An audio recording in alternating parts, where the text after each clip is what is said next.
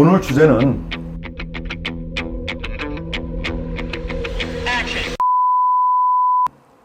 여러분들도 너무나 잘 알고 있는 희대의 사기꾼 조이팔에 관한 이야기를 소개할까 합니다.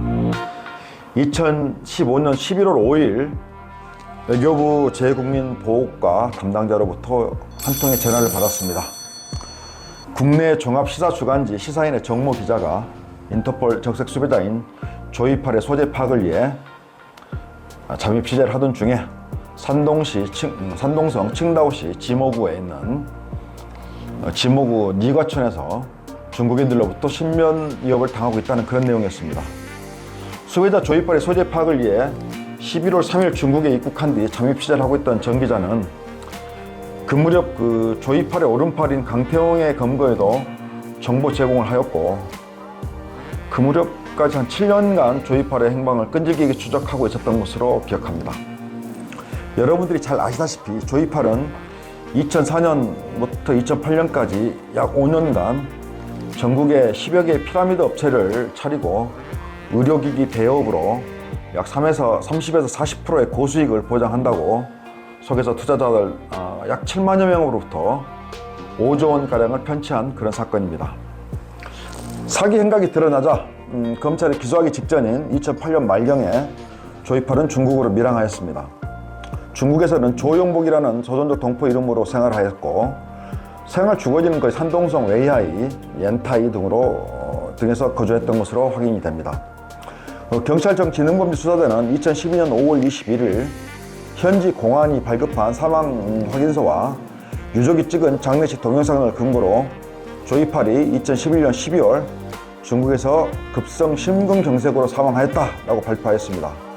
하지만 조이팔에게 사기당한 많은 피해자들은 그가 경찰 수사를 피하려고 사망 사건을 거짓으로 꾸민 것으로 의심을 하고 있었고, 아마 중국 어딘가에 숨어서 생활하고 있을 것이라는 의구심을 저버리지 않았습니다. 실제 제가 근무했던 산동성 웨이하이에 거주하는 지인 중에서도 조이팔 사망 발표 이후에 그 조이팔을 봤다는 사람들의 증언이 있다, 그런 말을 저도 직접 많이 들었습니다. 조이팔의 행방을 줄기차게 찾아다니는 정 기자는 한족 협조자를 통해서 조이팔로 추정되는 한국인이 칭다오시 지모구 니과촌에 중국인 한 10명 정도의 보호를 받으면서, 보디가드 보호를 받으면서 큰 농장을 운영하고 있다라는 그런 첩보를 입수하였다면서 저에게 그런 내용을 알려왔습니다. 정 기자는 협조자에게 조이팔의 사진을 보여주면서 이 사람이 맞냐라고 물어보니, 그 협조자는 비록 사진보다 살이 많이 빠져 있지만 조이팔과 거의 비슷하다라고 증언하였다고 합니다. 실제 조이팔을 봤다는 사람의 말을 들은 정 기자는 그 사실 여부를 확인하기 위해서 중국으로 건너왔던 것이고요. 3일간 조이팔로 추정되는 인물이 거주하는 지모구 니과촌에 방문해서 촌민을 상대로 직접 탐문에 들어갔습니다. 처음에는 촌민들이 이랬다고 합니다. 야, 돈 많은 한국 사람들, 한국인이 땅 사서 농장 운영하고 있다, 그 사람 잡으러 왔냐?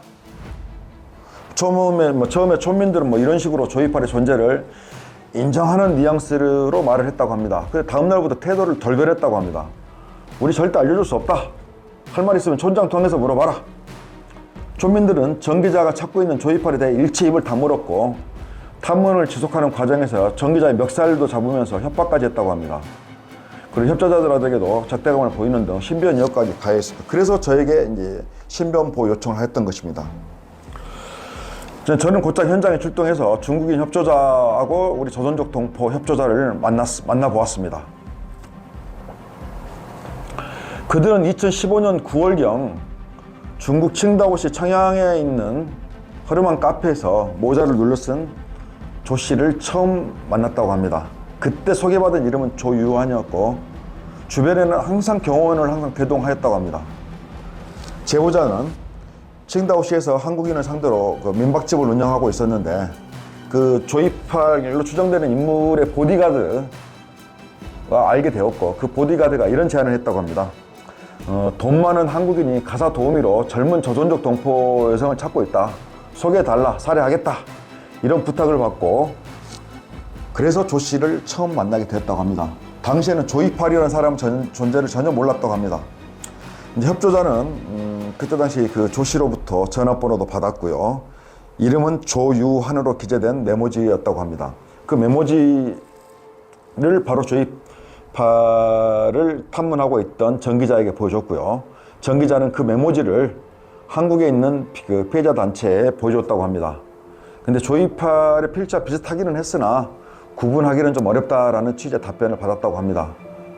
정 기자는 그 메모지에 있는 그 조 씨의 휴대전화로 전날까지 전화를 했었습니다.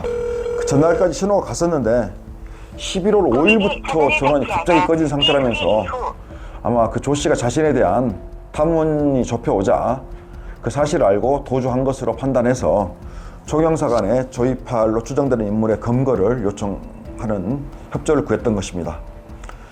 저는 그 당시 접촉한 중국인 협조자들은 뭐 저에게 뭐 조이팔 소재를 알려줄 테니까 뭐 현상금을 요구하거나 뭐 별다른 이권 개입의 개연성은 전혀 보이지 않았습니다. 그리고 협조자들이 우연히 조 씨하고 접촉하고 몇 달이 지난 후에 우연찮게 그 한국인 이사장님이 그 한인 카페인 뭐 칭한모에 그 게재된 조이팔의 사진을 보고 내가 아는 사람인데 이 사람이 누구죠? 라고 하면서 그때서야 조이팔의 존재를 알았다고 이렇게 말했습니다. 저는 그 당시 무엇보다 정 기자하고 뭐 협조자들의 신변 안전이 중요함을 강조했습니다. 그 이유는 그 조 씨의 보디가드들이 한 10여 명이 됐는데 중국인 협조자들의 인적사항을 알고 있었습니다. 그렇기 때문에 조이팔로 추정되는 사람을 계속 쫓아다닌다고 하게 되면 뭐 그들의 후환이 두렵지 않겠습니까? 후환이 있을 수 있기 때문에 저는 무엇보다도 정 기자에게 위험한 취재를 좀 지양해달라. 그리고 우리 총영사관에서는 주제국 법령 준수 의무가 있으므로 우선 입수한 첩보 내용을 바탕으로 해서 한국 내 수사기관과 공유하는 등 협조 체계를 구축해서 이 사건을 잘 해결해 나가겠다라고 제가 당부를 했습니다. 정 기자는 다행히 별탈 없이 신변 위협을 받던 자리에서 벗어날 수 있었으나 중국 공안의 대대적인 협조를 받아 검거 작전을 펼쳤습니다. 그런데 검거한 사람은 다름 아닌 중국에서 10여 년간 그 불법 체류자 신분으로 과수원을 운영하던 조이팔과 비슷하게 생긴 조시성을 가진 한국 사람이었습니다. 저는 이제 북의 추방 절차를 밟기 전에 그 사람을 만나기 위해서 간수소, 우리나라로 따지면 구치소죠. 영사면회를 신청하고 그간의 사정을 들을 수 있었습니다. 그는 뭐 경호원을 대동한 게 아니라 그냥 지모구에서 칭다오 청양까지 가는 거리가 한 10여 킬로 됐지만 자기가 중국말 할 줄 모르기 때문에 또 뭐 불법 체류자이기 때문에 뭐 일반 택시를 못 타고 우리로 따지면 나라식 택시, 불법 영업 택시를 타고 또 언어가 안 되기 때문에 조선족 동포 친구들과 자주 어울려 다녔다. 뭐 그런 내용이었습니다. 제보자들이 작성해준 메모지에 있는 글을 직접 제가 작성하도록 이제 간수소에서 요청을 하니까 그 조 씨가 글을 썼습니다. 조유한이라고 썼던 것으로 기억이 납니다. 보니까 글씨체가 정 기자가 저에게 보여줬던 그때 필체하고 똑같았습니다. 아무튼 필체도 똑같고 제가 또 구치소 간수소에서 찍은 사진도 제가 그 조이팔과 협조자들에게 정 기자하고 협조자들에게 보여주니까 똑같은 인물이라고 했습니다. 결국 조이팔이 아닌 것으로 판명되었고요. 저는 그 당시 지문도 채취를 했습니다. 지문도 채취해서 한국에 보냈는데 조이팔이 아닌 것으로 거듭 밝혀졌습니다. 결국 조이팔 검거 작전은 그 결말이 조금은 허탈했습니다. 저는 그 막대한 그 경력을 배치해준 중국 공안에 사의를 표명하고 검거대 조 씨를 국외 도피범 신분으로 국내로 송환하였습니다. 그리고 사건이 마무리되었습니다. 조이팔 검거 작전을 펼치기 전에 정 기자가 저에게 했던 말이 생각납니다.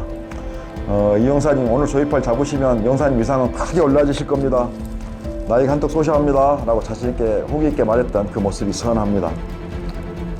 다음 시간에는 중국에 미립국한 조이팔이 실제 중국에서 어떻게 생활했고 중국 신분증은 어떤 경로로 입수했는지 실제 조이팔이 어떻게 사망했는지에 대해서 조이팔의 일거수일투족을 모두 잘 알고 있는 제중동포 사업가로부터 상세히 한번 말씀을 들어보는 시간을 갖도록 하겠습니다. 오늘 시청해 주셔서 감사합니다.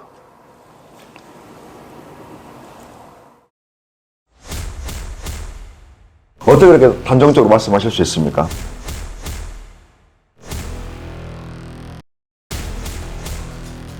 단도직입적으로 묻겠습니다. 조이파 죽었습니까? 살았습니까?